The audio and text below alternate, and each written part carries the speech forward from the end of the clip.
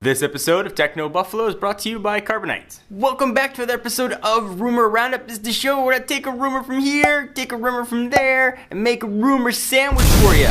Up this week, we're going to talk about the iPhone 5S supposedly offering not only NFC but fingerprint scanning. PlayStation 4 and next generation Xbox games might be getting a bit more expensive. Sprint is allegedly going to offer a pure touchscreen BlackBerry in 2013. It's just not the Z10. And we're going to talk about Motorola's rumored X phone getting a new name and some new specs. This is Rumor Roundup. I'm your host, John Rettinger. Let's go ahead and get started.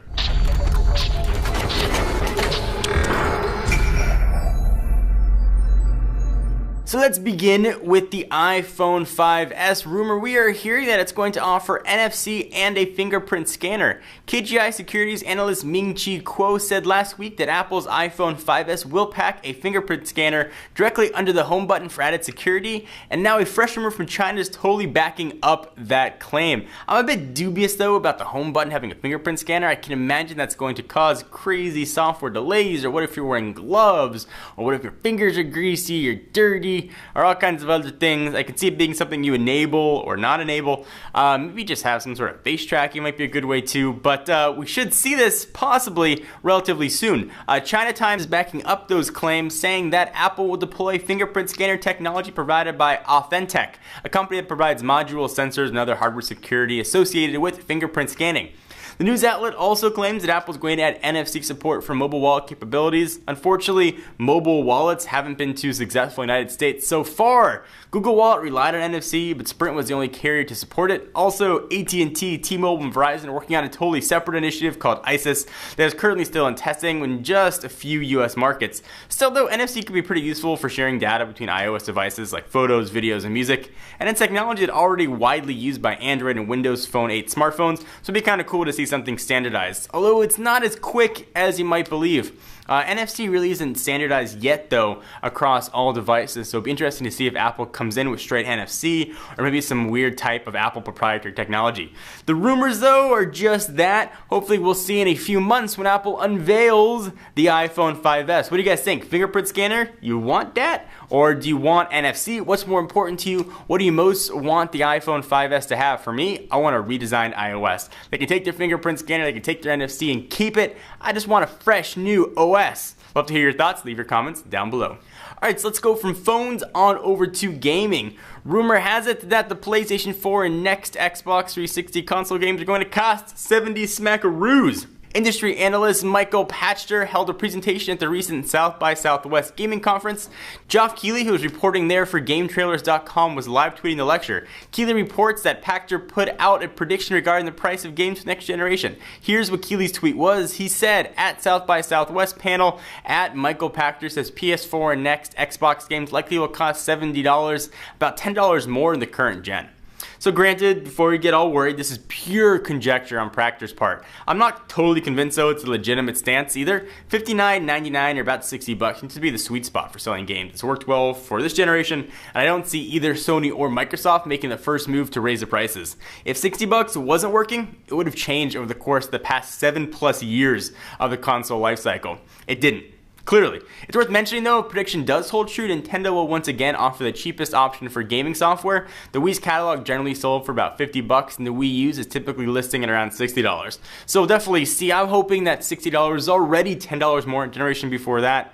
It would seem like that probably is a sweet spot. You don't want to gouge the customers. The more people that buy, obviously the more you're going to make. To print a disc, it doesn't cost that much money. So hopefully they'll sell more at $60 than they would at $70. We'll keep our game prices at the same level. But more rumors that I want to know aside from gaming prices is what is the next Xbox going to have? Hopefully we're only a few weeks away from finding out all that information. Alright, so let's jump back to phones. Sprint will allegedly offer a pure touchscreen BlackBerry in 2013.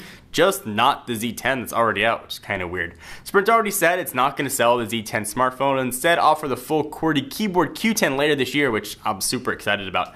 The Q10 looks like an awesome phone, but no one's had a chance to really play with it or touch it. We had a chance to see it at BlackBerry World, but they wouldn't let us use the screen or turn it on, so we really don't know how it's going to perform.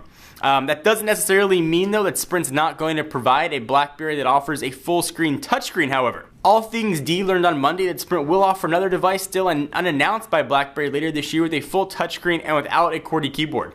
It's possible the phone's launch will serve as an exclusive because we can't imagine why they would simply hold off on the Z10, which is already a pretty decent phone. But that's just our own speculation. The phone will allegedly launch in the second half of the year, although All Things D couldn't provide any insight whatsoever as what sort of specs it's going to offer and how it will differentiate from the already on the market Z10.